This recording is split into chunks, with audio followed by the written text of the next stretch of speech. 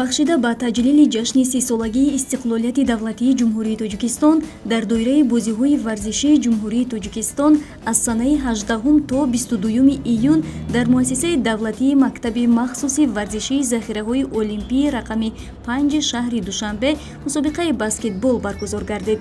Дар ин мусобиқа баскетболбозони шаҳру навоҳии кишвар дар ҷамъ 8 даста иштирок намуданд. Дар рӯзи аввали ин мусобиқа тамоми 8 даста ки шаҳри Душанбе, вилояти Суғд, вилояти Мухтори Кӯҳистони Бадахшон, вилояти Хатлон ва шаҳру ноҳияҳои тобии марказро намояндагӣ мекарданд, ширкат варзиданд.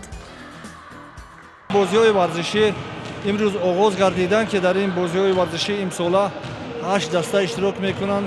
Инҳо бошанд дута дастаи Душанбе, Душанбе 1, Душанбе 2, Суғд 1, Суғд 2, як дастаи Бадахшон, як даста аз шаҳру ноҳияи тобии марказ ва 2 дастаи Хатлон. барои бозиҳои варзишӣ имсола нисбат ба бозиҳои варзишии ҳамасола дастаҳо бисёртар иштирок мекунанд ва малакаи варзишии варзишгарон ҳам нисбати солҳои пеш дар сатҳи баланд қарор дорад. Ва мо ҳамчун сардовар гуфтанием ки мо бояд ин бозиҳои варзиширо дар як сатҳи баланд гузаронем ва ҷамъбаст намоем. рӯзи аввали мусобиқаи мазкур бо бозии дастаи Душанбе 1 бо Хатлон 2 шурӯъ гардид. Аллакай аз дақиқаҳои аввал бозингарони дастаи Душанбе 1 бозии хеле хуб нишон доданд. Маврид ба зикр аст ки Душанбе 1 яке аз дастаҳои пурқувват ба ҳисоб меравад.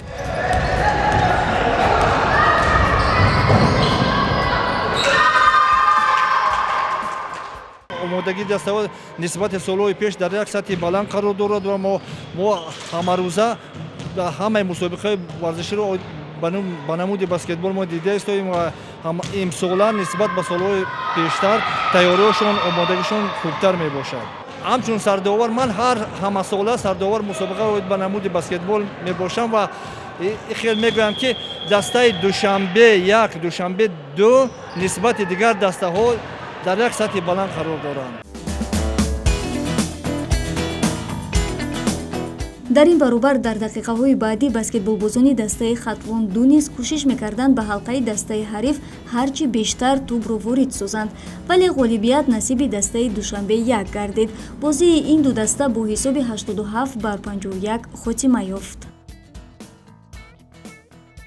В спортивной школе номер 5 места соревнований подготовлены отлично.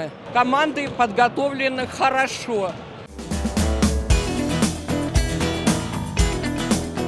дар қисмати баъдии мусобиқа дастаҳои Душанбе 2 ва Суғд 2 ба майдон баромаданд.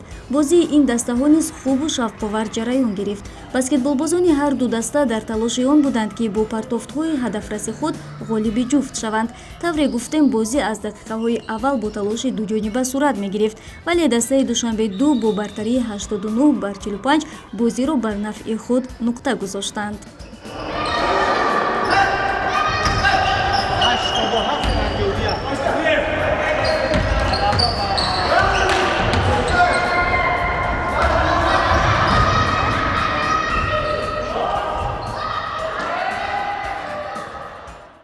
ما دو ماه اینجانب خیلی تمرین خود را پرزور کرده ایستادیم برای آنکه ما دوشنبه 1 دوشنبه 2 رو غالب برآمده از این بیشتر با آسیا رویم و به Евролига بازی کنیم. Особенно команды Душанбе 1, Душанбе 2, ВМКБ, Суғд 1. В этих командах в основном играют мастера спорта и кандидаты в мастера спорта.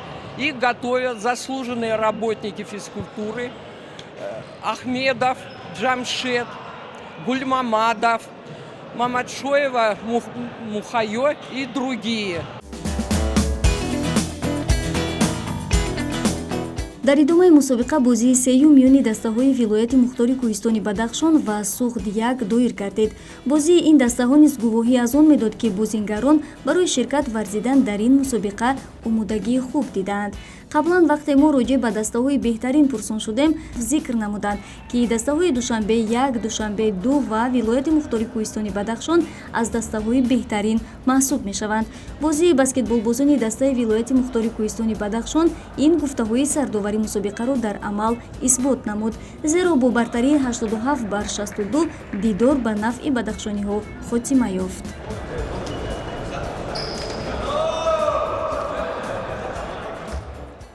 البته بازی‌ها خیلی جدی رفته ایستادن. همه دسته‌ها چه ولایت‌ها و چه ناحیه‌ها با تئوری پخته آمده هستند. همه تئوری جدی دیدند و من خیلی خوشحال از این هستم که جوانان و خصوصا جوانان تاجیکستان میل و رغبت نسبت به ورزش زیاد دارند. البته این روز سوم است که ما در شهر دوشنبه هستیم و من خیلی خوشحال هستم از آمادگی دیگر دسته‌ها و ما از سبب آن تیزتر آمدیم تا که با باد هوا دوشنبه کمک مطابق شویم و از این رو خیلی خرسند هستم که دسته ما امروز در میدان است. با قطعی ولایت سخت بازی دارم و بازی خیلی جدی رفته ایستاده است. هر دو دسته خیلی پرقوت هم هستند. بازی چهارم که آخرین بازی در روز اول مسابقه بود میان دسته‌های خطلون یک و شهر و ناحیه‌های تابع مرکز که شهر حصار را نمایندگی می‌کردند دایر گشت. بازی این دسته‌ها نیز از بازی‌های قبلی قریب فرقی نداشت، زیرا بازیگران این تیم‌ها نیز با مهارت خوبی بسکتبال بازی به سوی پیروزی گام می‌نهادند. این تلاش‌ها بر آن بود که دقیقه‌های اساسی دیدار نتوانست غالب را معین نماید و به خاطر مساوی بودن حساب داوران از وقت الوه‌گی استفاده نمودند. این دقیقه‌ها به نفع دسته شهر و ناحیه‌های تابع مرکز حل شد و با تفاوت 3 گل از حریف، آن هم 66 بر 63 دسته مذکور حریف را پس سر گذاشت.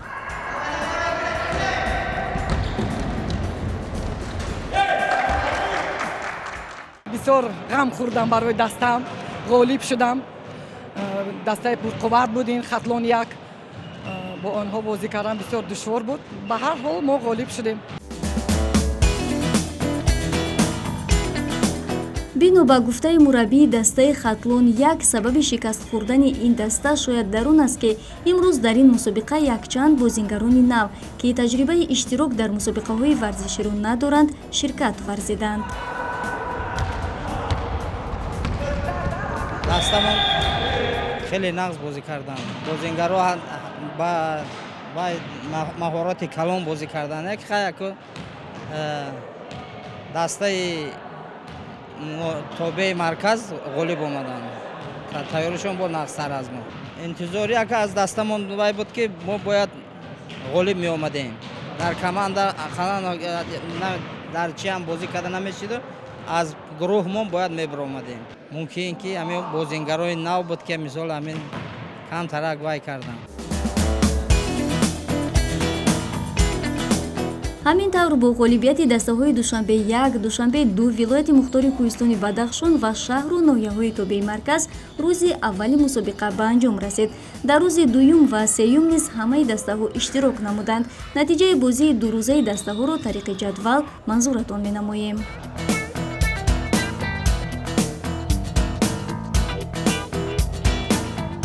همین طور 3 روز اولی مسابقه و نتیجه بازی دسته ها از میان 8 دسته اشتراکچی تنها 4 تای آنها را برای اشتراک در دور نیم نهایی جدا کرد. بعد از بازی روز سوم دسته های خطلون 1، خطلون 2، سوخت 2 و شهر و ناحیه‌های تابع مرکز از حق اشتراک در دور نیم نهایی محروم گردیدند و دسته های دوشنبه 1، دوشنبه 2، سوخت 1 و ولایت مختار کوهستان بدخشان به دور نیم نهایی راه یافته در روز چهارم این مسابقه ورزشی به میدان برآمدند. ما امروز خیلی خرسند هستیم که در شهر دوشنبه مسابقه برگزار گشته ایستاده است. ما کوشش میکنیم که تا به فینال رخ یابیم. دسته ما زیاده از 7-8 سال باز اینجانب به مسابقه جمهوری آمده نتیجه های خوب رو به دست آورده میرویم. همه ما در این نمود مسابقه تجربه داریم، یک چند بار بازی کردیم. در دور نیم نهایی مسابقه دسته دوشنبه 1 با سوخت 1 و دسته ولایت مختار کوهستان بدخشان با دوشنبه 2 بازی کردند. نتیجه بازی دوشنبه 1 و سوخت 1 با حساب 114 به 54 به فایده دسته دوشنبه 1 و بازی ولایت مختار کوهستان بدخشان با دوشنبه 2 با حساب 65 بر 77 به فایده دسته دوشنبه 2 خاتمه یافت.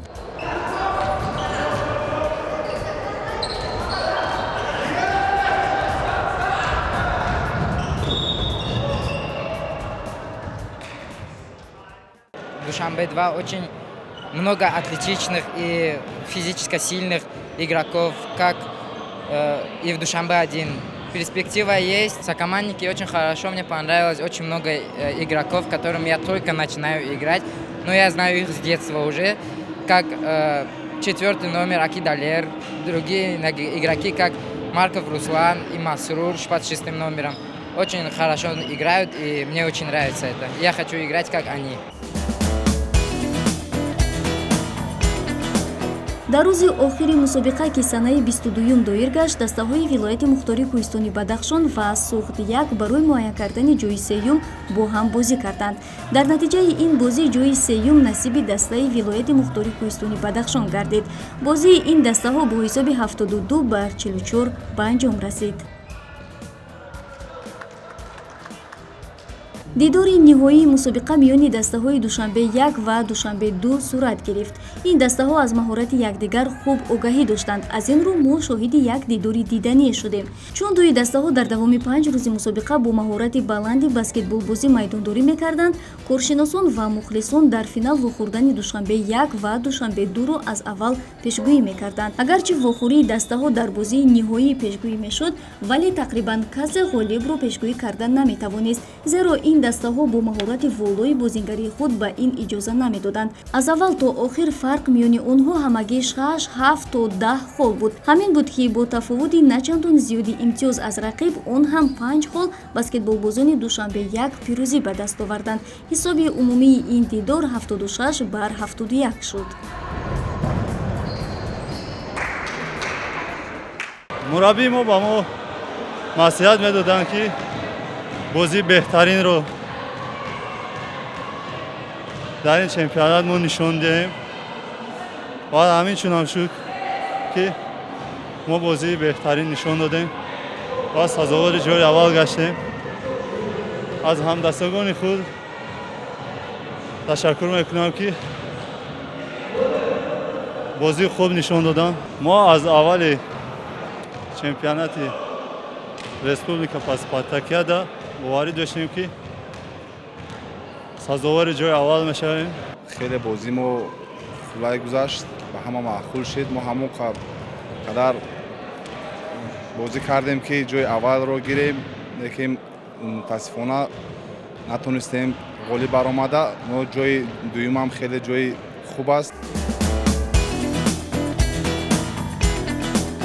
баъд аз рақобату майдондории 5рӯзаи дастаҳо, ғолибон муайян гардида бо медалу ифтихорнома қадршиносӣ гардиданд. ҳамин тариқ мақоми аввалро дастаи Душанбе 1, ҷойи дуюм насиби Душанбе 2 ва ҳазинаи сеюми ифтихориро дастаи вилояти мухтори кӯҳистони Бадахшон соҳиб гардиданд.